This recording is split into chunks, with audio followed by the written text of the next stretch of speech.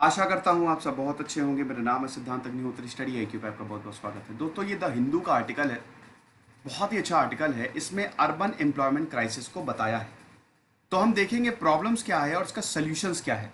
चलो आगे बढ़ते हैं। इंस्टा पे मैं आ गया हूँ, मैं अपडेट्स डालता रहता हूँ दोस्तों। अगर आप मुझसे मिलना चाहते हैं तो यहाँ पे मैं अपडेट्स डालता रहता हूँ कि कहाँ मैं ट्रैवल कर रहा हूँ, तो आप मुझसे मिल सकते हैं। ट्विटर पे भी आ गया हूँ, यहाँ पे भी फॉलो करिए। और स्टडी आईक्यू के स्मार्ट कोर्सेज आते हैं, आप इनका ऐप डाउनलोड करके अवेल कर सकते हैं। तो दोस्तों अगर कॉन्ट्रैक्शन की बात करें तो आपको पता ही है कि हमारी इकोनॉमी जो है वो कॉन्ट्रैक्ट हो गई है, बुरी तरीके से कॉन्ट्रैक्ट हो गई है। ठीक है, फर्स्ट क्वार्टर में आपने देखा कि 23.9% से हमारी इकोनॉमी जो है वो श्रिंक हो गई। और अभी तो एक साल आप समझ लीजिए, ये इतना बड़ा गड्ढा हो गया है ना, पहले इस गड्ढे को भरना पड़ेगा और उसके बाद हम रिकवरी के प्रोसेस पे जाएंगे। तो वी शेप रिकवरी तो अभी दूर दूर तक नहीं दिख रही। अब इसमें हम सबको साथ में मिलकर काम करना पड़ेगा, हर किसी को साथ में आना पड़ेगा। और इसमें मीडिया का बहुत बड़ा रोल है। मीडिया वो चीजें दिखाए जो हमारे जरूरत की हैं, लेकिन वो दिखा कहां रहा है। साथ में अगर हम नहीं लड़ेंगे तो और बड़ी प्रॉब्लम होगी, क्योंकि दोस्तों अब ये दिखने लगा, अब ये जो प्रॉब्लम्स है ना ये दिखने लगी है। गरीब और गरीब होता जा रहा है और अमीरों की भी इस समय बहुत अच्छी हालत नहीं है। मिडिल क्लास तो आप देख ही रहे हैं, उनकी भी हालत बहुत बुरी है। घर घर में ये प्रॉब्लम्स आपको दिखने लगी है, तो एक टाइम पे अब लोग भी झुंझलाने लगेंगे और ऐसा होने भी लगा है। सुसाइड रेट्स अब धीमे धीमे बढ़ रहे हैं, प्रोटेस्ट भी बढ़ रहे हैं। हम एम्प्लॉयमेंट की बात कर रहे हैं, आप देखिए एक पूरा हमने ट्विटर पे अभियान चलाया, हम जितने भी सारे टीचर्स ने मिलकर अभियान चलाया बेरोजगारी के लिए। तो रोजगार अगर नहीं देंगे, देखो सिंपल सी बात है ना, मैं जीडीपी से आपको कनेक्शन बता देता हूं। हमारी जीडीपी जो है वो एग्रीकल्चर में डिवाइड है। ठीक है, एग्रीकल्चर में 50% से ज्यादा 60%, अगर आप इनडायरेक्ट एक्टिविटीज आप देख ले तो 60%, मतलब हर 100 में से 60 लोग एग्रीकल्चर कृषि से जुड़े हुए हैं। 50% तो डायरेक्ट, बाकी इनडायरेक्ट। 15 से 16% आउटपुट है। 3 से 4% के बीच में ग्रोथ रहती है, क्योंकि हम कृषि प्रधान देश है। तो हमारे यहाँ फसल तो बंपर होती है, राबी खरीफ की फसल जो है वो बढ़िया होती है, कोई दिक्कत नहीं है। 3-4% की ग्रोथ रहती है। और अभी भी किसान की, मतलब जो एग्रीकल्चर की ग्रोथ है, एग्रीकल्चर सेक्टर की ग्रोथ है वो 3%, मतलब सिर्फ और सिर्फ एग्रीकल्चर सेक्टर था जिसने इस बार हमारी इकोनॉमी को उठाया। सिर्फ वही एक अच्छी चीज थी। लेकिन हर साल दोस्तों ग्रोथ इतनी ही रहती है, क्योंकि हमारी ज्योग्राफी ऐसे है ना, हमारा रिवर सिस्टम बेहतरीन है, हमारे मानसून आता है। तो ऐसा हमारे साथ ये हर साल ही रहता है, एग्रीकल्चर की ग्रोथ किसी तरीके से ही रहती है। दूसरा है हमारा इंडस्ट्रियल सेक्टर। अब इंडस्ट्रियल सेक्टर की बात करें तो इंडस्ट्रियल सेक्टर हमको रोजगार देता है, सबसे इंपॉर्टेंट यही बीच वाला है। लेकिन यहां पे 26 से 27% का खाली जीडीपी में योगदान है। जीडीपी मैं इसलिए बोल रहा हूं ना कि जीडीपी, देखो जीडीपी नफ्स बताती है। ठीक है, आपके बाउंड्री में कितने प्रोडक्ट हुए, कितने प्रोडक्ट बने, वो है आपकी जीडीपी। अगर चाइना की कंपनी भारत में आके प्रोडक्ट बना रही है तो वो हमारी जीडीपी में काउंट होगा। आपकी ज्योग्राफिकल बाउंड्री में कितने प्रोडक्ट हुए, अब उसको कैलकुलेट करने के तरीके होते हैं, 3 तरीके से हम उसको कैलकुलेट करते हैं। तो जीडीपी क्या है कि अगर जीडीपी अच्छी होगी, इसका मतलब प्रोडक्शन, सकल घरेलू उत्पाद, ग्रॉस मतलब टोटल, मतलब सकल, प्रोडक्शन मतलब डोमेस्टिक मतलब घरेलू, और प्रोडक्शन मतलब उत्पाद। तो सकल घरेलू उत्पाद यानी कि जीडीपी अगर वो बढ़ेगी तो इसका मतलब आपके देश में प्रोडक्शन बढ़ रहा है। और प्रोडक्शन क्यों बढ़ रहा है, आपके यहां लोग काम कर रहे हैं। जैसे इंडस्ट्रीज, अगर मान लीजिए इंडस्ट्री जो कोर सेक्टर है हमारा, वो जीडीपी में बहुत ज्यादा कंट्रीब्यूट करता है। सर्विस सेक्टर है, सर्विस सेक्टर दोस्तों, सर्विस सेक्टर में बहुत कम लोग हैं। ठीक है, लाखों में आंकड़ा है बस, लेकिन उसके बावजूद ये 64% जीडीपी में कंट्रीब्यूट करता है। सबसे ज्यादा कंट्रीब्यूशन सर्विस सेक्टर का है। तो अगर सर्विस सेक्टर की ही बात करें, यानी कि यहां पे एम्प्लॉयमेंट है और आपकी जीडीपी बढ़ रही है। अब आपकी जीडीपी बढ़ रही है, आप अच्छा खासा टैक्स दे रहे हैं सरकार को, सरकार भी बढ़िया चल रही है, इसका मतलब रोजगार भी अच्छा है। तो जो कोई भी जो बाहर का देश है या बाहर की कंपनी है, वो देखती है कि हाँ सब कुछ अच्छा है इस देश में। इसीलिए जीडीपी इतनी ज्यादा इंपॉर्टेंट है, क्योंकि ये सब कुछ दिखाती है, रोजगार कितना है, पर कैपिटा इनकम कितनी है, एवरीथिंग इट शोज। लेकिन प्रॉब्लम यह है कि जीडीपी अभी बुरी तरीके से कॉन्ट्रैक्ट हो गई है। तीनों सेक्टर जो है, एग्रीकल्चर को छोड़ दे, बाकी दोनों सेक्टर पे जबरदस्त मार पड़ी है। गरीब कल्याण अभियान जो है वो लॉन्च किया था, वो 50,000 करोड़ का रिलीफ दिया है, लेकिन वो जॉब्स जो लॉस हुई हैं, यार पैसे से आप लॉस को नहीं भर सकते। सिंपल सी बात है। मैंने इस पे लेक्चर, देखो मैं आपको 5,000 रुपये दे रहा हूँ। सरकार अभी ये बोला जा रहा है ना कि पैसे दो आप, ठीक है सही बात है, हाथ में पैसे देने चाहिए लोगों को, क्योंकि लोगों के पास अभी पैसे नहीं है। पैसे नहीं है तो खर्च नहीं करेंगे, खर्च नहीं करेंगे तो इकॉनमी ठप्प पड़ी है, सब डिमांड एंड सप्लाई पे चलता है। तो बिल्कुल सही बात है कि यहाँ पे पैसे तो देने पड़ेंगे, लेकिन आप कब तक दोगे? आप 1 महीना, 2 महीना, 4 महीना, 6 महीना, उसके बाद क्या करोगे? और क्या गारंटी है कि वो इंसान खर्च करेगा पैसे? हो सकता है आपने पैसे दिए वो रख ले, यही तो डर है ना, बहुत सारे एक्सपर्ट्स यही बता रहे हैं। तो आप क्या कर सकते हैं? एक आइडिया ये है कि आप वाउचर्स दे दो उनको, स्पेंडिंग पैसे की जगह स्पेंडिंग वाउचर दे दो, लेकिन वो भी कोई परमानेंट सोल्यूशन नहीं है। परमानेंट सोल्यूशन है रोजगार, आप एम्प्लॉयमेंट जनरेट करो, और ये पॉसिबल है। अब कैसे पॉसिबल है हम इस लेक्चर में देखेंगे। फिलहाल आपको पता ही है कि इकोनॉमी जो है बुरी तरीके से श्रिंक हो गई। पहले हम प्रॉब्लम्स की बात करेंगे, और इस सबसे ज्यादा जब भी इकोनॉमी में प्रॉब्लम आती है, इकोनॉमी में हम रिसेशन में तो चले गए हैं, मंदी में तो चले गए हैं, तो जब भी मंदी आती है नौकरियां जाती हैं, 25% से ज्यादा अनएम्प्लॉयमेंट रेट हो गया है। अगर आप परसेंटेज वाइज की बात करें, 12.5 करोड़ से ज्यादा लोग अनएम्प्लॉयड हो गए हैं, और गांव में तो बहुत ही बुरी हालत है। कंस्ट्रक्शन की बात करें तो -50% से गया है।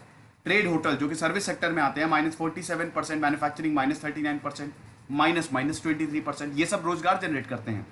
ये 4 सेक्टर जो है ना, सर्विस और मैन्युफैक्चरिंग सेक्टर, ये रोजगार जनरेट करते हैं। और जब इसमें इतना ज्यादा डिप आया है, आप जाएंगे होटल में खाना खाएंगे? नहीं खाएंगे, मैं तो नहीं खाऊंगा। मुझे डर है कि कहीं कोविड-19 ना हो जाए, क्लोज्ड स्पेस में और प्रॉब्लम होती है, ठीक है। प्लस ये भी है कि टूरिज्म सेक्टर, टूरिज्म आप देख लीजिए, जहां पे सर्विस बहुत अच्छा करता है, कोई घूमने ही नहीं जा रहा है, ट्रांसपोर्टेशन बंद है, जाना भी नहीं चाहिए, क्योंकि आपको एहतियात बरतना है, वरना प्रॉब्लम होगी और केसेस बढ़ेंगे। तो सर्विस और मैन्युफैक्चरिंग सेक्टर, अब देखिए जो ये लॉस हुआ है, अब जब कंपनी को ही नहीं फायदा हो रहा है तो वो अपने एम्प्लॉयमेंट को कैसे दे? स्कूल कॉलेजेस में देखिए टीचर्स देखिए हड़ताल कर रहे हैं, किसी को 3 महीने से सैलरी नहीं मिली है, किसी को 5 महीने से सैलरी नहीं मिली है। अब इसमें या तो सरकार हीरो हो जाएगी या विलन हो जाएगी।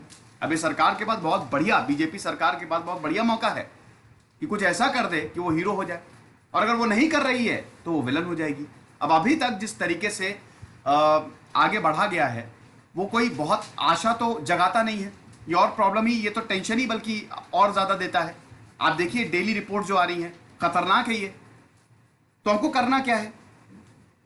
अच्छा, करना तो पहले बाद में देखेंगे, पहले देख लें, ठीक है। तो ये आप समझ गए, ये इतने में तो कॉन्ट्रैक्शन हुआ। फिर उसके बाद रिवर्स माइग्रेशन की बहुत बड़ी प्रॉब्लम है। रिवर्स माइग्रेशन, ये आर्टिकल बात करता है रिवर्स माइग्रेशन की बहुत बड़ी। भाई देखो, जो लोग काम करते थे वो तो वापस चले गए। मैन्युफैक्चरिंग सेक्टर, इंडस्ट्रियल सेक्टर, एक घर बन रहा है, लेबर्स को आप लेके आएंगे ना, उनको दिहाड़ी देंगे, उनके महीने के 10-15 हज़ार रुपए निकल आते हैं इसी से, लेकिन अब सब बंद है।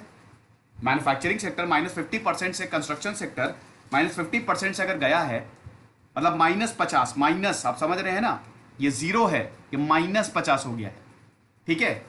तो इन मजदूरों को तो दिहाड़ी मिलेगी नहीं, और अब काम की तलाश में वापस आ रहे हैं। यही है रिवर्स माइग्रेशन, क्योंकि वहां पे जब गांव में गए थे वहां पे इनको एम्प्लॉयमेंट कुछ मिला नहीं। तो अब दोस्तों ये वापस जब आ रहे हैं तो इनको भी तो कुछ ना कुछ देना ही पड़ेगा। जीडीपी तो नेगेटिव में है, एम्प्लॉयमेंट है नहीं, और अब ये काम करने के लिए वापस आ रहे हैं। उसके बाद आपका इनफॉर्मल सेक्टर जो हमेशा से वल्नरेबल रहता है। अब देखिए आप, इंटरनेशनल लेबर ऑर्गेनाइजेशन ILO, बताओ फटाक से इसका हेडक्वार्टर कहां पे है?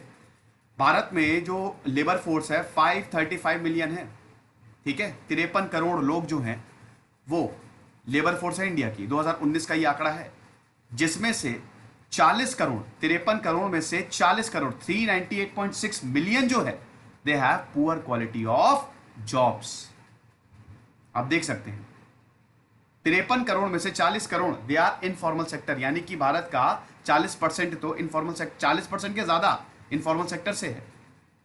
अब इनफॉर्मल सेक्टर को तो सबसे ज्यादा चोट पहुंची है। एक जो गोलगप्पे का ठेला लगाता था, अब तो भीड़ होने लगी है, लेकिन इस लॉकडाउन में उसकी तो हालत खराब हो गई है। जो सब्जी बेचता था उसकी हालत खराब हो गई है। लोग कतराए हैं, लोगों ने लिया नहीं है, ऑनलाइन ऑर्डर कर लिया है। सेकेंड क्वार्टर में ध्यान दीजिएगा, फर्स्ट क्वार्टर एक्चुअली इसमें से लॉकडाउन भी था ना, आधे टाइम तो लॉकडाउन ही था। सेकेंड क्वार्टर में, मतलब अभी ये जो वाला जो क्वार्टर चल रहा है, इसमें थोड़ी सी, मतलब इसके नीचे नहीं जाएंगे, इसमें चीजें बेटर होंगी, क्योंकि अब हमने अनलॉकिंग शुरू कर दी है। ट्रांसपोर्टेशन भी धीमे धीमे पटरी पे आ रहा है, बट वही है ना कि हमको साथ में लड़ना पड़ेगा मिलके। तो आप देख सकते हैं कि ये वाला जो इनफॉर्मल सेक्टर है, जो वल्नरेबल एम्प्लॉयमेंट है, ठीक है, जो अर्बन में जो लो एंड इनफॉर्मल जॉब्स है, इसमें लो प्रोडक्टिविटी होती है, अर्निंग्स का भी कुछ पता नहीं है, भाई एक जो मजदूर है वो अगर किसी शहर में काम कर रहा है तो किसी दिन उसको 500 मिल गए, किसी दिन कुछ भी नहीं मिला, इस तरीके से होता है। डिफिकल्ट कंडीशन है, बहुत मुश्किल है, बेसिक राइट सही नहीं, आप देख सकते हैं ना सब लिखा हुआ है। अब क्या हुआ है कि इसकी वजह से लोग हायर वैल्यू एडेड एक्टिविटीज में नहीं बल्कि दूसरे सेक्टर्स में जो बहुत अच्छा नहीं है उसमें शिफ्ट कर रहे हैं। ठीक है, तो हायर वैल्यू एडेड एक्टिविटीज में अगर शिफ्ट करेंगे तो इनके लिए फायदा है, लेकिन ऐसा हो नहीं रहा है। They are shifting to another sector. तो ये ऐसी सिचुएशन को क्रिएट कर रहा है जहां पे जो जॉब्स क्रिएट हो रही है वो बहुत ही पुअर क्वालिटी की है। अब अगर जॉब्स पुअर क्वालिटी की होगी तो स्टैंडर्ड ऑफ लिविंग भी तो पुअर क्वालिटी का होगा। उसके बाद वर्किंग पुअर की बात करें, वर्किंग पुअर कौन होते हैं? वर्किंग पुअर वो होते हैं जो काम तो कर रहे हैं लेकिन उनकी इनकम पॉवर्टी लाइन के नीचे है, क्योंकि उनके पास जो जॉब्स है वो बहुत ही बेकार है, अच्छी नहीं है, लो क्वालिटी ऑफ जॉब्स है। सर्विस सेक्टर, मैंने अभी आपको बताया कि पिछले सालों में सर्विस सेक्टर ने कमाल का काम किया है। सर्विस सेक्टर ने जॉब क्रिएट किया है, जैसे information communication and technology, information communication and technology intensive service sector है, बहुत ही अच्छा काम किया है। लेकिन यहां पे भी जो जॉब क्रिएट हुई है वो बहुत हाई वैल्यू की नहीं है, यहां पे भी आपको इनफॉर्मेलिटी देखने को मिलेगी। तो ये तो प्रॉब्लम्स की बात हो गई कि शहरों में प्रॉब्लम है क्या। अब हम बात करते हैं कि क्या हम कर सकते हैं, आगे का रास्ता क्या, स्टेप्स क्या ले सकते हैं। देखो यार, सबसे पहले तो पहली बात, फर्स्ट हमको एम्प्लॉयमेंट जनरेशन प्रोग्राम्स पे अब काम करना पड़ेगा। सिर्फ पैसे देने से ही काम नहीं चलेगा। लोकल गवर्नमेंट से हमको कोऑर्डिनेट करना होगा। लोकल गवर्नमेंट मतलब म्युनिसिपल, आपको पता है ना 3 टायर गवर्नमेंट है हमारे यहाँ। सबसे पहले पे सेंटर, फिर स्टेट, फिर लोकल गवर्नमेंट, म्युनिसिपल, पंचायत। अब इन सबको साथ में आना पड़ेगा भाई। म्युनिसिपल के बहुत सारे काम होते हैं, ब्रिज बना रहे हैं, रोड बना रहे हैं, उससे एम्प्लॉयमेंट जनरेशन हो सकता है, क्वालिटी जॉब्स मिल सकती है। तो अब हमको सबसे पहले अगर एम्प्लॉयमेंट जनरेशन करना है तो सबको साथ में लेके चलना पड़ेगा। प्रॉपर कोऑर्डिनेशन लोकल गवर्नमेंट से बनाना पड़ेगा। लोकल लेवल के एक्टर्स हैं वो आगे आए और देखिए कि क्या रिसोर्सेज है हमारे पास, हम क्या कर सकते हैं अपनी तरफ से।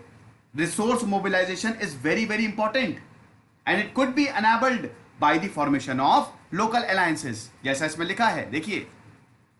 ठीक है, अब ये कौन, जो आपके इलेक्टेड रिप्रेजेंटेटिव है, trade unions, entrepreneurs, community group, यही लोग तो जॉब्स देंगे।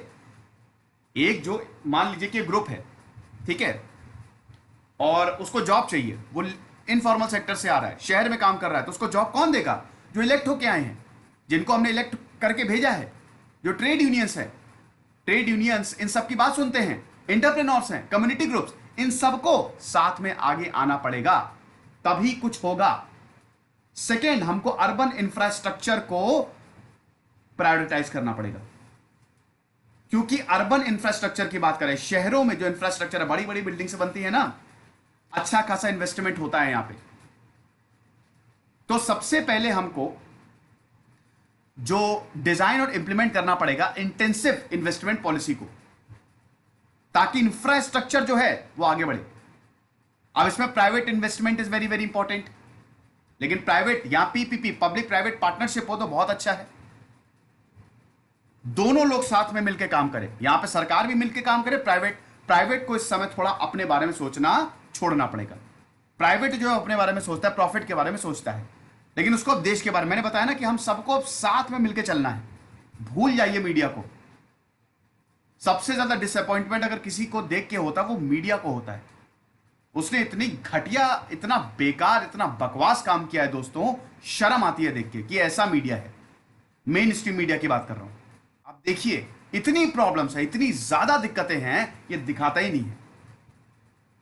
ऐसे कैसे देश चल सकता है? और अब लोगों में गुस्सा बढ़ता जा रहा है, ये सोचना पड़ेगा। अब लोग सड़कों पे आ रहे हैं, लोग ऑनलाइन अपील कर रहे हैं। भैया किसी की भी सरकार हो, लोगों को खुश रहना है बस, उनकी रोटी चलती रहे, रोजगार मिलता रहे बस। लेकिन अब ऐसा हो नहीं रहा है, तो मीडिया को अब आगे आना पड़ेगा। मीडिया काम करे अच्छा, लेकिन मुझे तो नहीं लग रहा है ऐसा कुछ होगा। बट स्टडी आईक्यू आपके साथ खड़ा है। जो ऑनलाइन प्लेटफॉर्म्स हैं वहां आप देख सकते हैं रियल इश्यूज उठाए जाते हैं, और अब इसीलिए ऑनलाइन प्लेटफॉर्म बहुत आगे जा रहा है। तो अभी हमको क्या करना है, हमको अर्बन इंफ्रास्ट्रक्चर को प्रायोरिटाइज करना है, लेबर इंटेंसिव अप्रोच रखना है। म्युनिसिपल इंफ्रास्ट्रक्चर, मैंने बताया ना कि लोकल गवर्नमेंट का सबसे इंपॉर्टेंट काम रहेगा, ठीक है। तो लेबर इंटेंसिव अप्रोच करना है और कॉस्ट इफेक्टिव भी हो सकता है। देखो वेज रेट्स जो होते हैं ना काफी लो होते हैं भाई। कोई जो लोकल गवर्नमेंट है, कोई म्युनिसिपल कॉर्पोरेशन कोई ब्रिज बना रही है, तो ब्रिज के लिए क्या लेबर चाहिए। आपने देखा जब भी कोई पुल बनता है वहां लेबर्स होते हैं, उनको डेली वेजेस दिए जाते हैं या कभी कॉन्ट्रैक्ट भी साइन होता है, तो कम है, इसको भी ज्यादा करना पड़ेगा। ये इंफ्रास्ट्रक्चर इन्वेस्टमेंट क्या करेंगे, पब्लिक प्राइवेट साथ में मिलकर आएंगे और यही इंफ्रास्ट्रक्चर इन्वेस्टमेंट क्या करेंगे, एम्प्लॉयमेंट को जनरेट करेंगे, अर्निंग्स को जनरेट करेंगे, स्मॉल इंटरप्राइज फॉर्मेशन को जनरेट करेंगे। सबसे इंपॉर्टेंट एमएसएमई जो भारत की रीढ़ की हड्डी है, इसीलिए ही जो आत्मनिर्भर पैकेज था एमएसएमई ओरिएंटेड था। स्मॉल इंटरप्राइजेस फॉर्मेशन होगा, जब प्रोजेक्ट्स बनेंगे तो लोग आगे आएंगे। स्मॉल स्केल समझ रहे हैं ना क्या होता है, जैसे मास्क है, मास्क आप स्मॉल स्केल एंटरप्राइज में आ सकता है। आप अपनी कंपनी खोल लीजिए, मास्क बनाना शुरू कर दीजिए, छोटी छोटी चीजें जो बनती हैं, लेकिन यही छोटी छोटी चीजें हमारी इकोनॉमी को चलाती हैं, इस पर टैक्स लगता है, समझ रहे हैं। हाउसिंग जो है, मकानों का बनना भी रुक गया है, तो इसमें भी कंस्ट्रक्शन जो है, construction of low cost housing जो है, वो भी बहुत बढ़िया एक्टिविटी है, प्रोडक्टिव एक्टिविटी है जो हो सकती है, समझ रहे हैं। उसके बाद एमजी नरेगा की बात करते हैं। ये तो चलिए मैं आपको बता ही चुका हूं। अब एमजी नरेगा की देखिए, सिर्फ ये पूरा नहीं है, हमको और भी करना पड़ेगा। अब एमजी नरेगा जो है वो खाली गांव में मिलता है, लेकिन अब हम इसको अर्बन में भी, मैं अर्बन की, ये याद रखिएगा मैंने इसमें गांव की प्रॉब्लम्स नहीं ली हुई है, वो मैंने अलग लेक्चर किया हुआ है। अब हमको इसको रूरल से, गांव से अर्बन में भी, शहरों में भी इसको एक्सपैंड करना पड़ेगा ताकि लोगों को रोजगार मिले। रिवर्स माइग्रेशन हुआ है, लोग गांव से जो वर्कर्स हैं वो शहरों में चले गए हैं, तो वहां पे हमको उनको रोजगार देना। तो एमजी नरेगा अब हमको अर्बन एरियाज में भी, both in terms of increasing the budgetary allocations and guaranteed minimum number of days of work, दोनों को ही। और हो सके तो भैया इसमें पैसे भी बढ़ा दें, वो वेरी करता है ना, गांव टू गांव वेरी करता है, स्टेट टू स्टेट वेरी करता है, इसको भी अगर बढ़ा दे तो ज्यादा बेटर है। तो बेसिकली इस तरीके के जो प्रोग्राम्स है, what will they do, they will actually boost up the economy. Migration को रिड्यूस करने के लिए इंसेंटिव दो, रूरल डेवलपमेंट प्रोग्राम चलाओ। सारे गांव वाले अगर शहर में आ जाएंगे तो शहर की हालत खराब हो जाएगी, गांव में रोजगार नहीं है। हालांकि गांव की कंडीशन इतनी बुरी नहीं है, लेकिन गांव में रोजगार मान लो नहीं है, जो लेबर्स हैं वो वापस चले गए, अब शहरों में आएंगे, हम इतना रोजगार कहां से देंगे, तो गांव में ही रोजगार दे दो, सिंपल सी बात है। गांव में डेवलपमेंट प्रोग्राम चलाओ, गांव को डेवलप करो, बहुत कुछ है करने के लिए। याद रखिएगा, जब इंसान गिरता है ना ठोकर खा के, तभी वो उठता है और बहुत तगड़े से उठता है। तो ये अब सरकार के ऊपर डिपेंड करता है कि सरकार क्या करेगी। फिलहाल ये लेक्चर था, आई होप मैंने आपको बहुत अच्छे से समझाया, इंसाइट दिया। जो मैं आर्टिकल बेस्ड लेक्चर करता हूं थोड़े लंबे होते हैं, ठीक है। खुश रहिए, पढ़ते रहिए। दिस इज सिद्धांत अग्निहोत्री साइनिंग ऑफ।